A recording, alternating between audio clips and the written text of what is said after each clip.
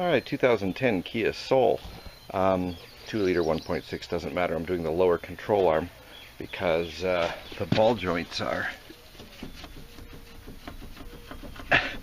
That's just the ball joint moving. Let's see if you can see it. Pretty gone. You can replace just the ball joint, but for the price of the lower control arms, I think they're about $70 a piece. The ball joint was like $30. Might as well do the whole thing because the bushing could be gone as well.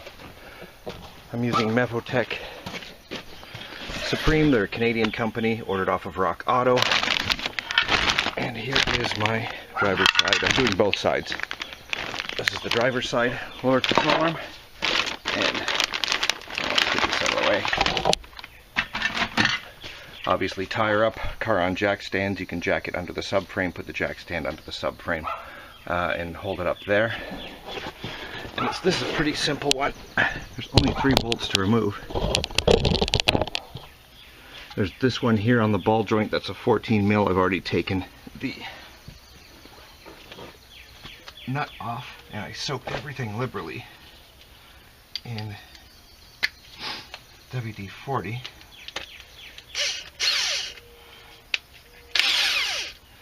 Oh, this is not going to be easy for me today. I just came out of surgery 2 days ago, so anyway.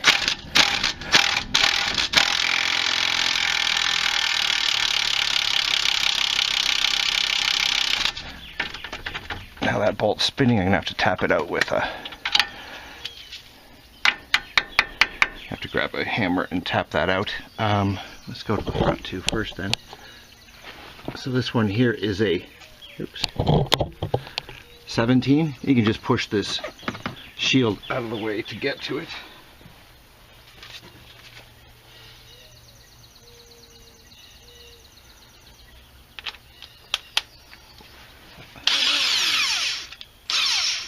At least I think it's a 17. Yeah, that's a 17.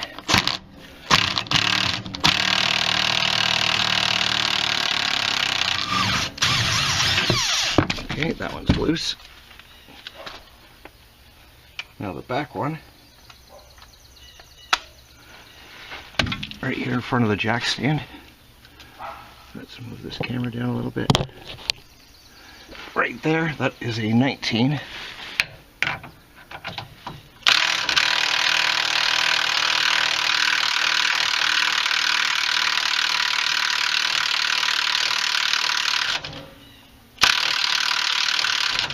Is that a through bolt? Is there a nut on top of that? I didn't think there was, but let me see if I can feel one.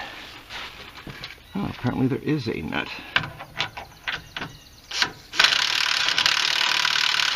There is a nut on the back of that one, so I'm gonna have to grab a wrench and be back in a second. Okay, well, I got the nut off of the back bolt on the controller in the 19 mil. Just a big nut. I just held it with a 19mm wrench, pretty easy. It actually spun right off of there while I was using the... I didn't even have a chance to turn the camera on. So we're going to take the rest of that. Oh, it's loose.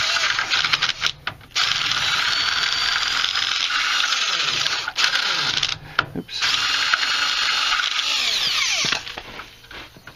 Oh, just a matter of pulling it down. I took the 17 mil out of the front already, it just pulled out. And the 14 mil on the ball joint, I've tapped it with a hammer a couple of times, and the bolt's out. So now hopefully this ball joint, I'm gonna whack them out a couple times. There is a pinch bolt on here. I don't know if you can see it.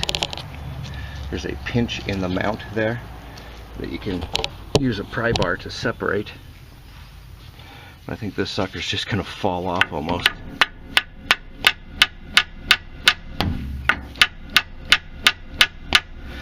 And it is. Very hard to hammer under here.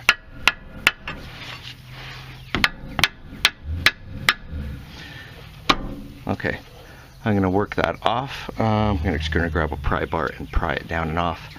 And then there's a bit of tension because of the way the arm is mounted. There's a little bit of that bolt where it goes through it kind of is twisted, so it's not allowing me to pull it down all the way.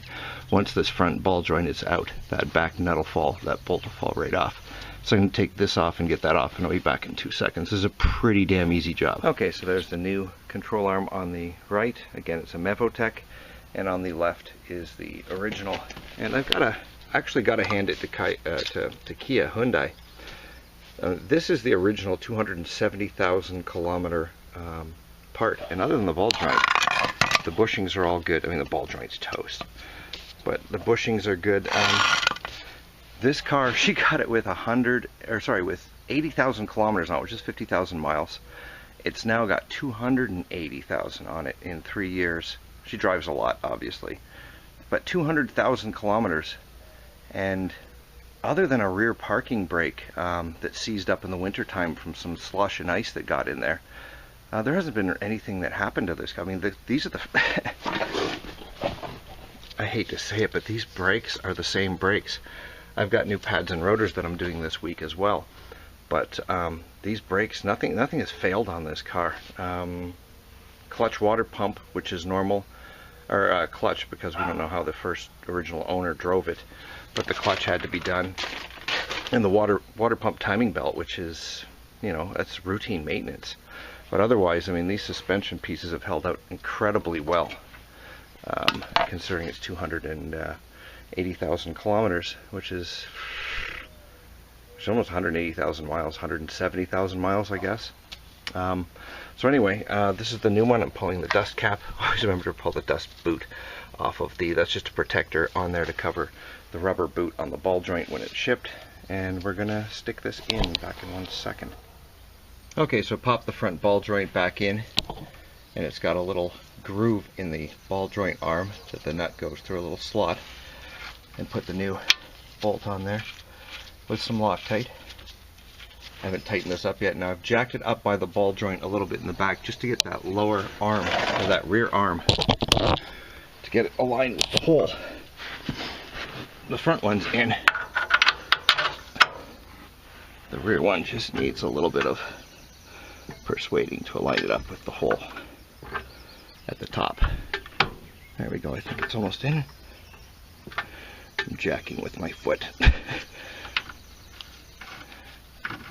I think that's coming through.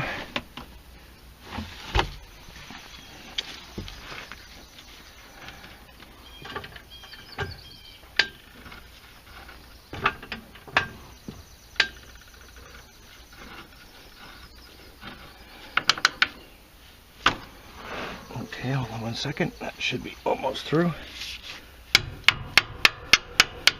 There we go. Now I'm going to put some blue thread locker on the nut and hold it with a 19mm wrench. Tighten these up. So the back one is 130 foot-pounds.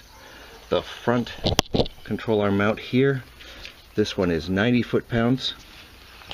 And the ball joint is 55 foot-pounds. So 55, 90, 130. And do the torque on these while the weight is on the suspension like it is now. So once you've got the weight on the suspension like this with the jack under the ball joint, tighten these up, torque them down. Then when you can come back and finish tightening off the ball joint, and you'll be done. Thanks for watching. Okay, I'm just in the process of doing the back bolt up to 130 foot-pounds of torque.